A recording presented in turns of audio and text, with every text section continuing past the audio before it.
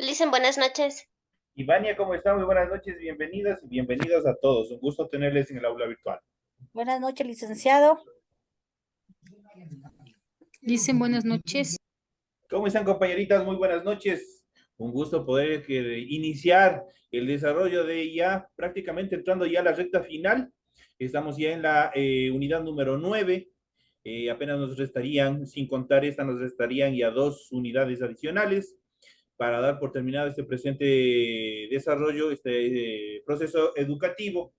Y obviamente al final, después del esfuerzo que ustedes han hecho, ustedes verán los frutos que ustedes han alcanzado en relación a las tareas, a los foros, a todas las actividades que hay, obviamente han presentado. Es que por favor cumplan, estamos ya en la etapa final, sigan cumpliendo todas sus obligaciones con la institución y también con sus actividades académicas y obviamente terminaremos muy bien este periodo lectivo. No me harán trabajar, por favor, en supletorios. Tratemos de pasar, tratemos de cumplir. Recordemos que los deberes no son muchos, tratemos de hacerlo lo mejor posible. Tratemos de desarrollar las actividades lo mejor posible con la finalidad de que tengan el puntaje requerido en el momento que ustedes vayan a terminar este proceso y acceder al siguiente nivel.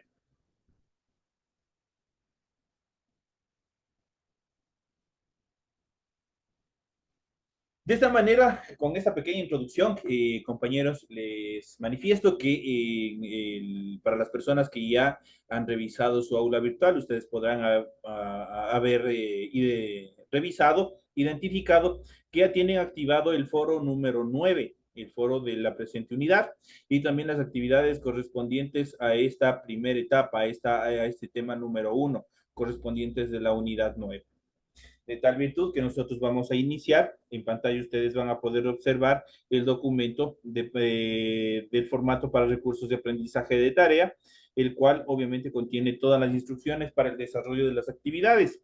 Tenemos el nombre de la asignatura, Ciencias Naturales, estamos en la unidad número 9, las biomoléculas orgánicas, el tema central, el tema número 1, biomoléculas orgánicas, lo que nosotros vamos a desarrollar en la presente clase. Tienen ustedes el tipo de tarea, el objetivo de la tarea y a continuación tienen las instrucciones en relación a estas actividades. Recuerden que el trabajo es individual. Deben leer el compendio de la unidad número 9, tema número 1, para poder desarrollar esta tarea. Pueden ampliar su información sobre el mismo tema con otras bibliografías de ser necesario. En relación al contenido que tienen ustedes que desarrollar, dice lo siguiente.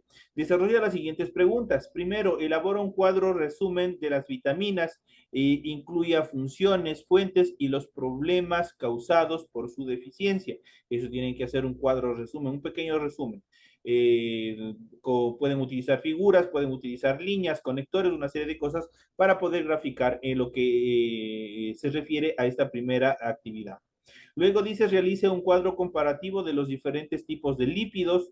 Y la siguiente actividad dice, realice un cuadro comparativo de los distintos tipos de glúcidos. Incluya características, funciones, fuentes y ejemplos de cada uno de ellos. Es todo lo que tienen que hacer. Traten de cumplir todo lo que se les está solicitando en la presente actividad, ¿sí? Recuerden que deben entregar el trabajo de forma escrita, clara, ordenada, todas las ideas tal y como se les solicita en el desarrollo de la tarea. Deben utilizar combinaciones de colores, líneas, símbolos, imágenes para ilustrar el contenido y obviamente obligación, ya saben ustedes, estamos ya en la última etapa, ustedes ya tienen toda una trayectoria dentro de estas actividades, tienen que cumplir tal y como se les solicita el esquema del encabezado.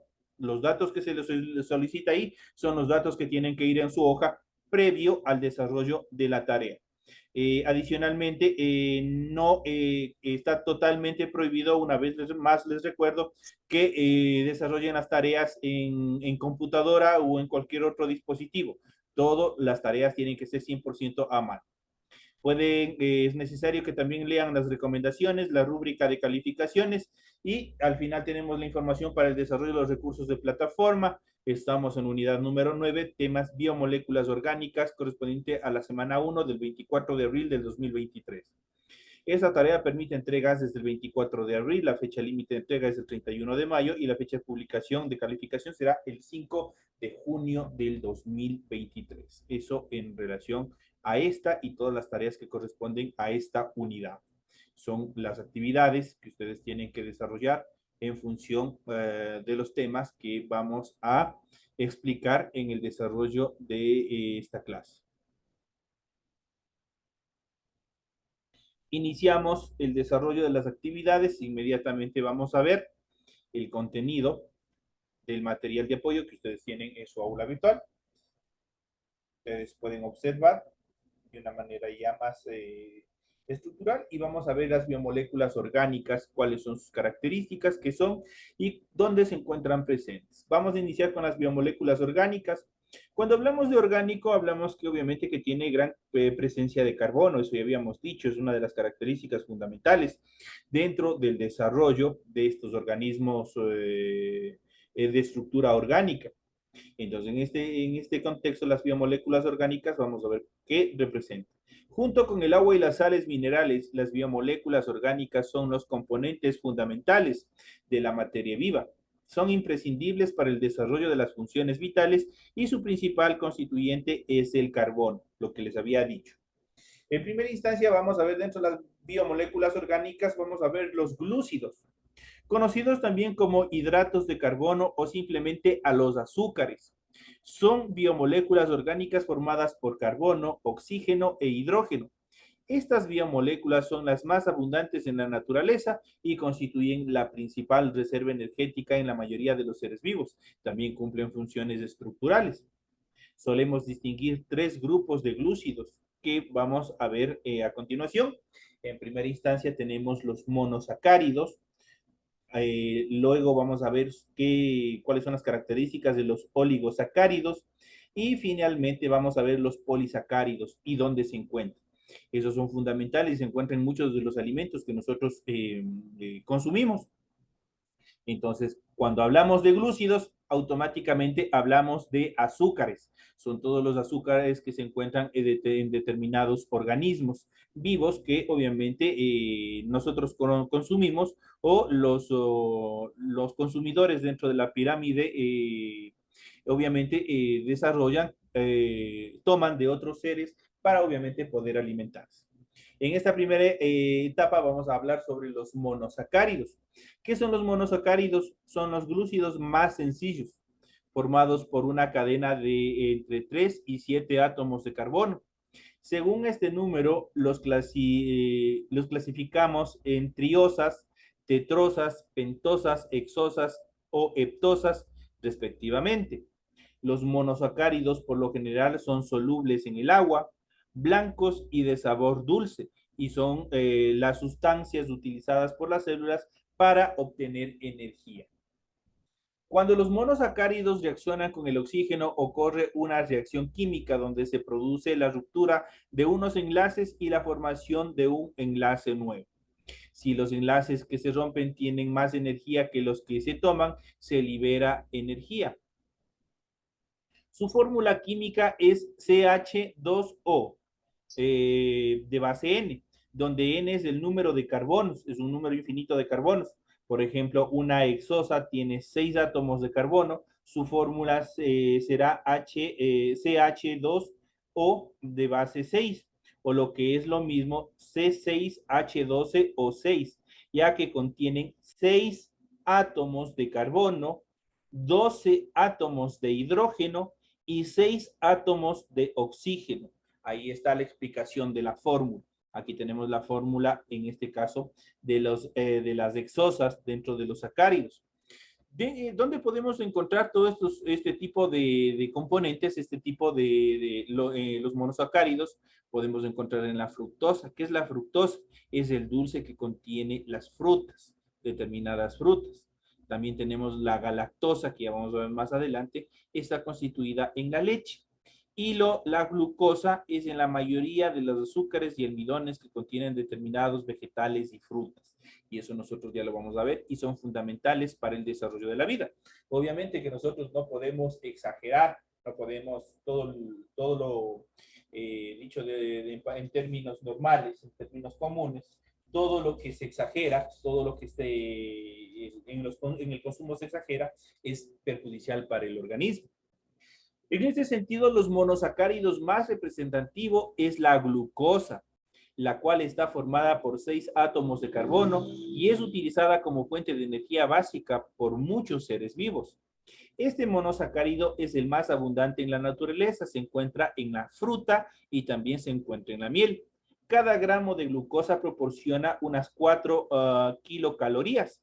Otros monosacáridos muy abundantes en la naturaleza son la fructosa, también presente, como su nombre lo dice, fructosa, presente en las frutas, en la miel, la galactosa de la leche y la ribosa, constituyente de los ácidos nucleídos de determinados alimentos que nosotros consumimos. Aquí nosotros podemos ver gráficamente dónde podemos encontrar la fructosa, la galactosa y la glucosa.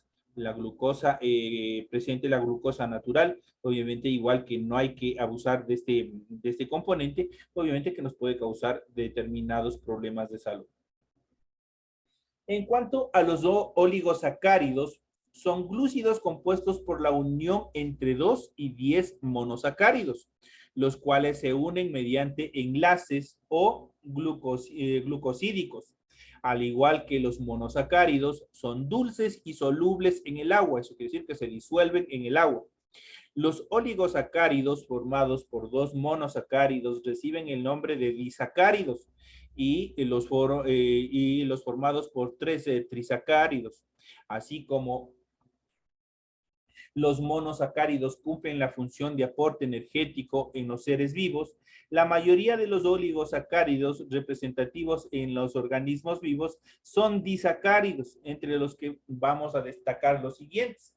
Entre ellos podemos destacar la lactosa, presente en la leche, la sacarosa, presente en el azúcar natural, y la maltosa, que es el resultado también de la malta y del azúcar, de determinados componentes, por ejemplo, como el trigo, la cebada. Vamos a ver cuáles son cada uno de ellos. En relación a la lactosa, formada por la unión de una molécula de galactosa y de una de glucosa, se encuentra exclusivamente en la leche. La leche es una fuente muy indispensable en donde podemos encontrar este componente, la galactosa, que obviamente nos aporta energía para el desarrollo de la vida. Y obviamente también este componente también nosotros podemos encontrar directamente en la leche materna. Por eso es fundamental que las mamitas en la primera etapa de alimentación, obviamente la leche materna es insustituible. Es indispensable la utilización de la leche materna. En cuanto a la sacarosa, constituida por la unión de una molécula de glucosa y una de fructosa, es muy abundante en el reino vegetal y se extrae de la remolacha, de la caña de azúcar, para obtener el azúcar de mesa que todos tenemos en casa.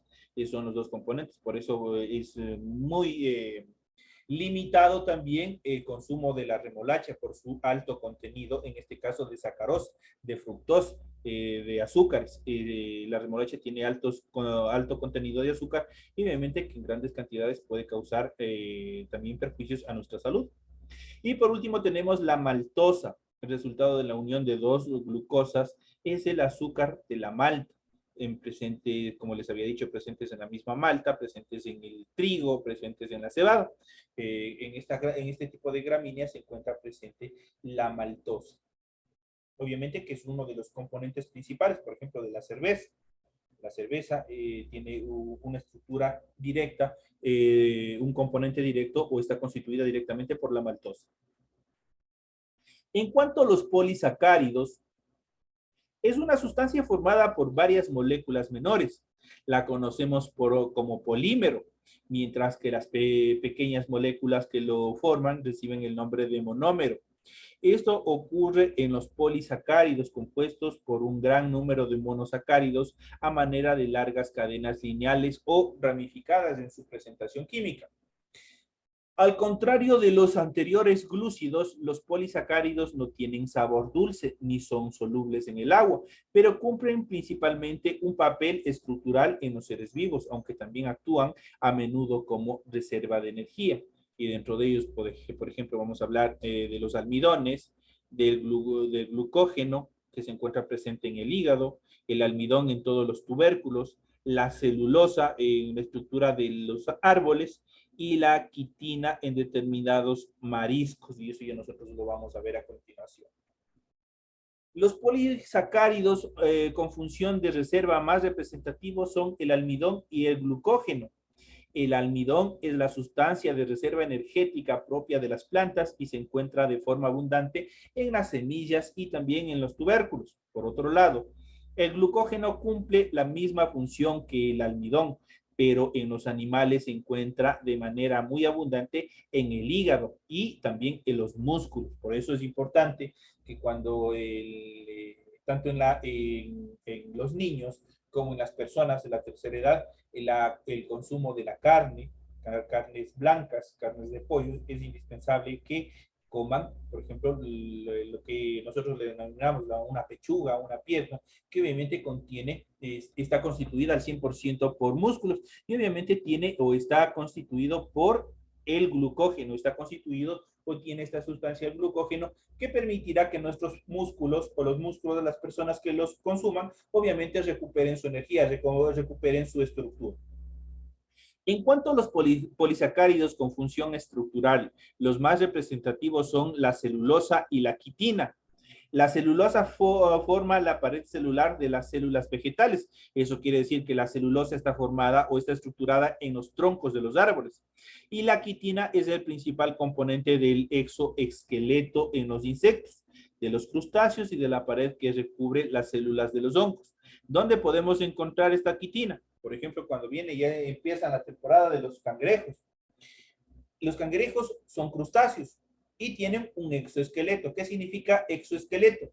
Que su esqueleto está por fuera y le permite, obviamente, generar un escudo, una protección a toda su estructura muscular que a su vez va al interior. En este caso, por ejemplo, si nosotros hacemos una comparación con nuestro esqueleto, con el esqueleto de los animales, nosotros tenemos un esqueleto interno, mientras que de los crustáceos, determinados insectos, es a lo contrario, el esqueleto está por fuera. A ese esqueleto por fuera se lo denomina exoesqueleto, ¿sí? Entonces ahí este exoesqueleto se encuentra presente en insectos, en crustáceos y la pared que recubre las células de determinados hongos. Cuando hablamos de la celulosa, siempre se nos viene a la idea, para los que tienen un poco más de conocimiento, la celulosa es el componente principal de la producción del papel, de la producción de todos los papeles físicos que nosotros tenemos en una oficina, que nosotros utilizamos para desarrollar las tareas, es a base de este componente que se encuentra en los troncos de los árboles, de los vegetales. Ese es la celulosa. En cuanto a los lípidos son biomoléculas orgánicas formadas por carbono, oxígeno e hidrógeno, y en ocasiones por fósforo, nitrógeno y azufre. En general no son solubles en el agua, eso quiere decir que no se disuelven en el agua, sino en disolventes orgánicos como el alcohol o como la acetona. Los lípidos constituyen una reserva de energía, tienen función estructural, o bien desarrollan funciones específicas. Entre los lípidos con funciones específicas se encuentran las hormonas lipídicas, como los estrógenos, que actúan como mensajeros intracelulares, y algunas vitaminas como la A, que son imprescindibles para el desarrollo de las reacciones metabólicas en todos los animales, incluido el hombre.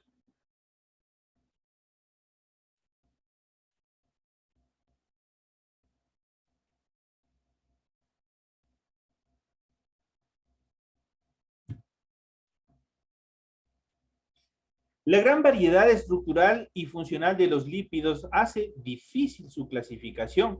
La división más común que existe entre esta clasificación, vamos a ver qué es la siguiente. Iniciamos en la primera instancia, los lípidos saponificables. ¿Qué son los lípidos saponificables? Vamos a ver.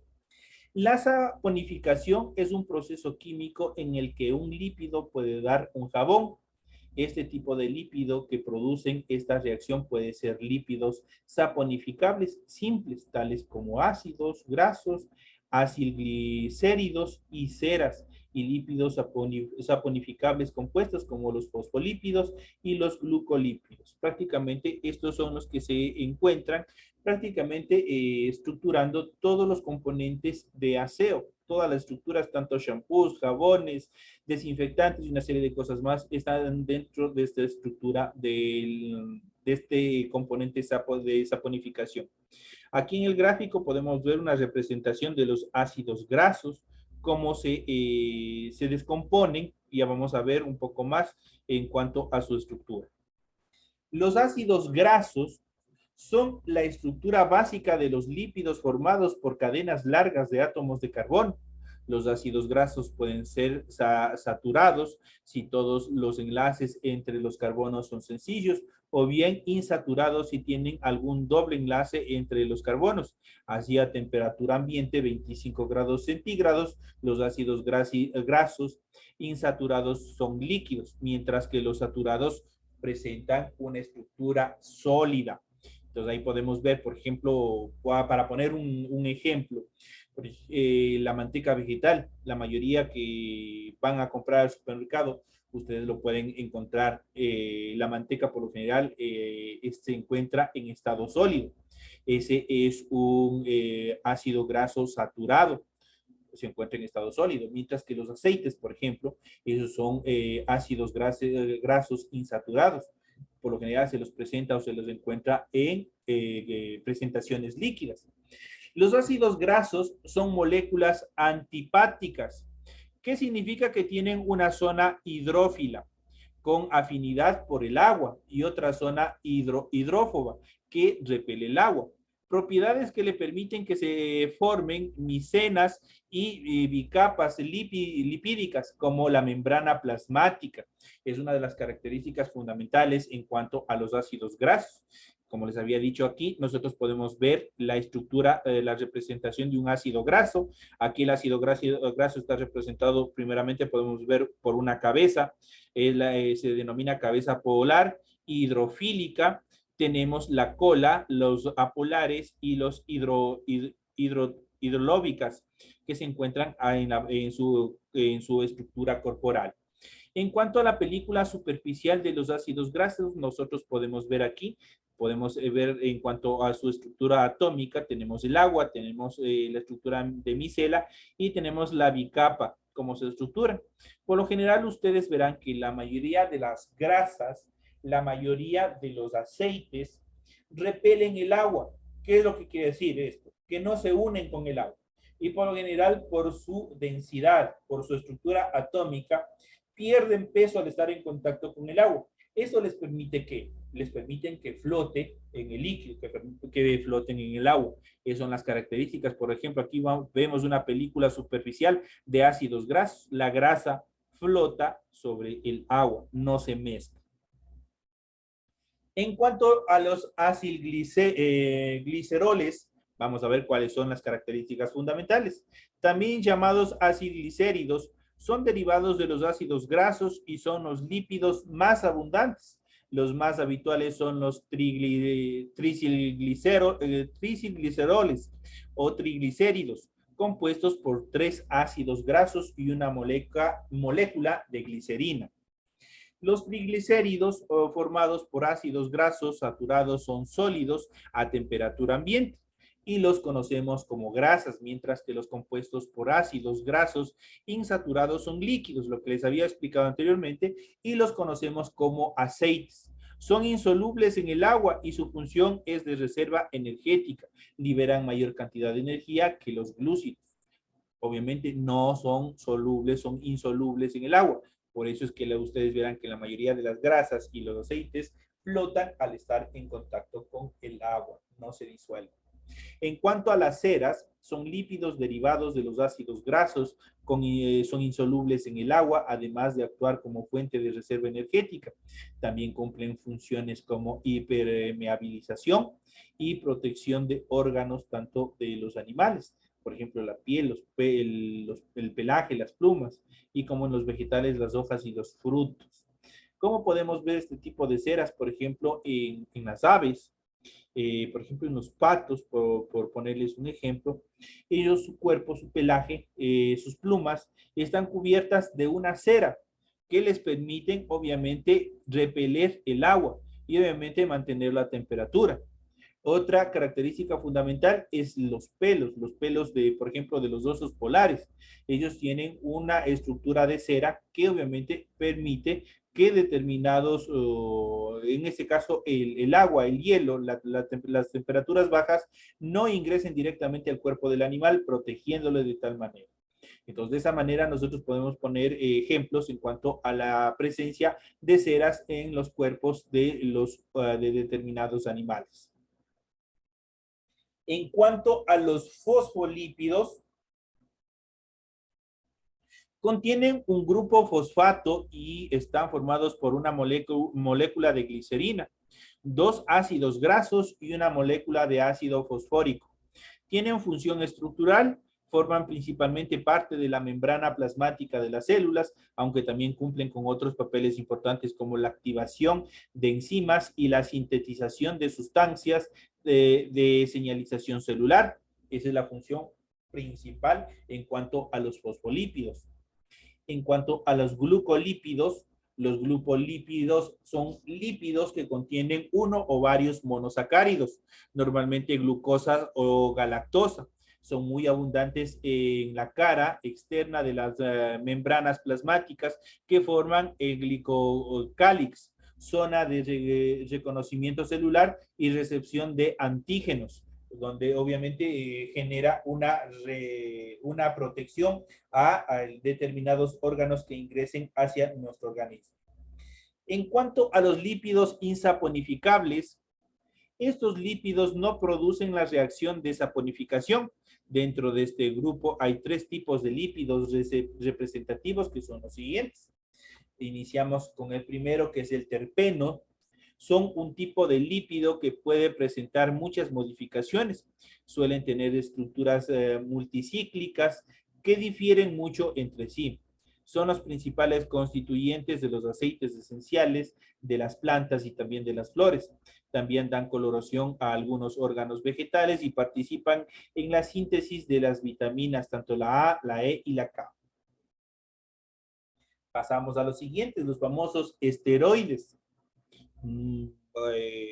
Muchas de las veces mal utilizados este tipo de estructuras. Son lípidos con gran diversidad de funciones importantes dentro de los seres vivos. Es más representativos es el colesterol, que forma parte de las membranas plasmáticas y a partir del cual se sintetizan las hormonas esteroides.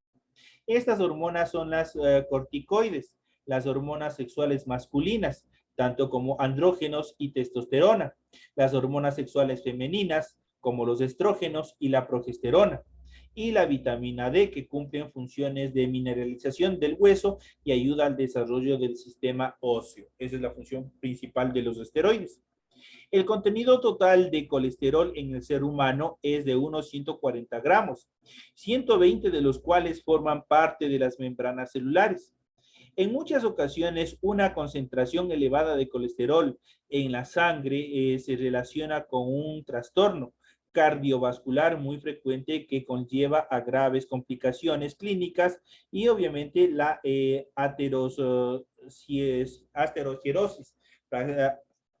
Eso es una de las enfermedades en cuanto producidas por el exceso en cuanto al contenido de colesterol en nuestro cuerpo humano. Por eso es indispensable saber qué porciones, qué cantidades nosotros debemos comer de cada uno de los componentes que nosotros hemos venido viendo, donde se encuentran en cada uno de los componentes, de los productos, de vegetales, de animales, donde se encuentran, y cómo nosotros podemos tener una dieta equilibrada.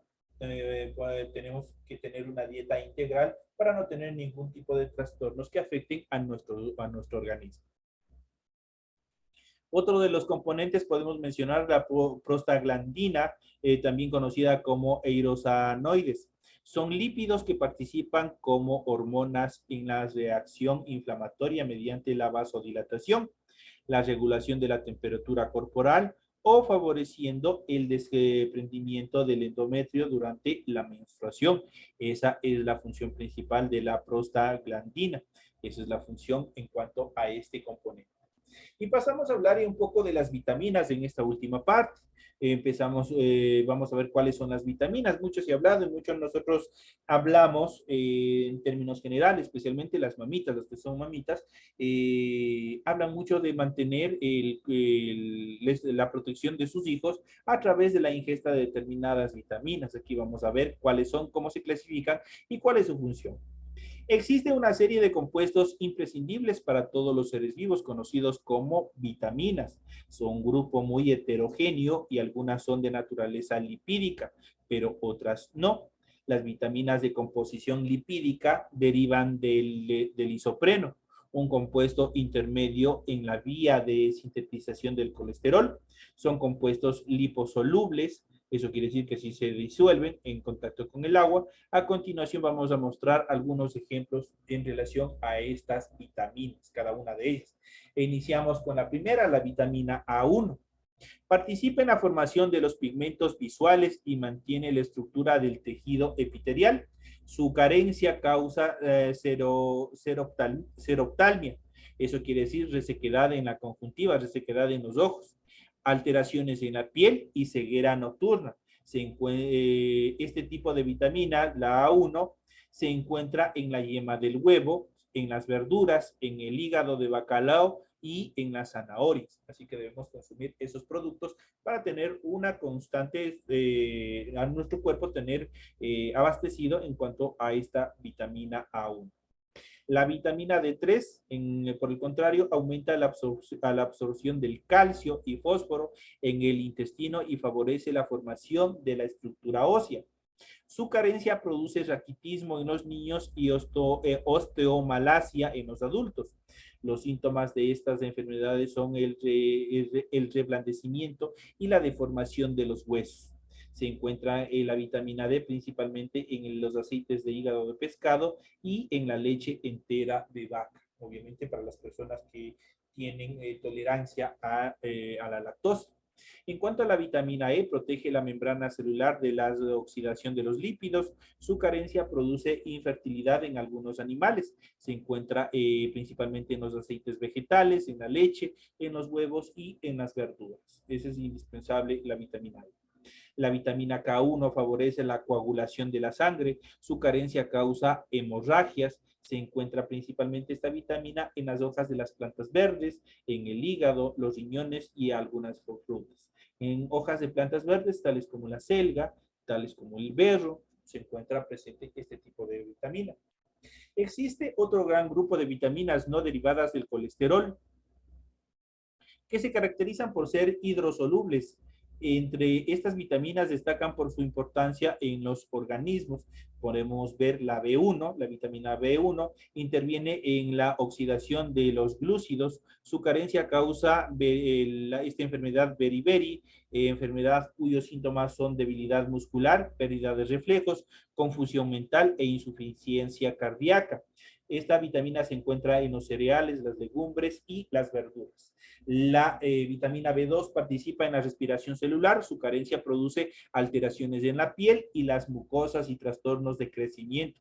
Esta vitamina se encuentra en los huevos, la leche, el hígado y las frutas. La vitamina B5 y la B6 no se han observado alteraciones debido a la falta de la B5.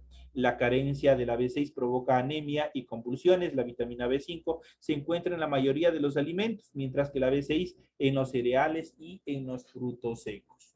Tenemos la vitamina B12 principalmente en la sintetización del ADN y en la maduración de los eritrocitos. Su carencia causa trastornos neurológicos. Se encuentra principalmente la vitamina B12 en la cama. Y por último tenemos la famosa vitamina C que todos tomamos cuando estamos para prevenir los resfriados. Actúa como antioxidante y se encarga de proteger las mucosas. Su falta produce escorbuto, eso quiere decir una resequedad y laceración de los labios, cuyos síntomas son inflamación de las encías e hinchazón de las articulaciones. Se encuentra esta vitamina en vegetales frescos y frutas, especialmente en los cítricos. Ahí se encuentra la vitamina C. Ese es el contenido que nosotros hemos visto en el desarrollo de este tema relacionado a las biomoléculas orgánicas, cómo están constituidas, cuál es la función dentro de la estructura celular, cuál es su función principal y su función, obviamente, el aporte que proveen a cada uno de los seres vivos. De esta parte, compañeros, llegamos ya a la parte final de la presente clase. Tienen toda la información pertinente. Nos estaremos viendo hasta la próxima semana. Que tengan un Gracias, feliz fin de Luis. semana, un fuerte abrazo y nos estaremos viendo hasta la próxima clase.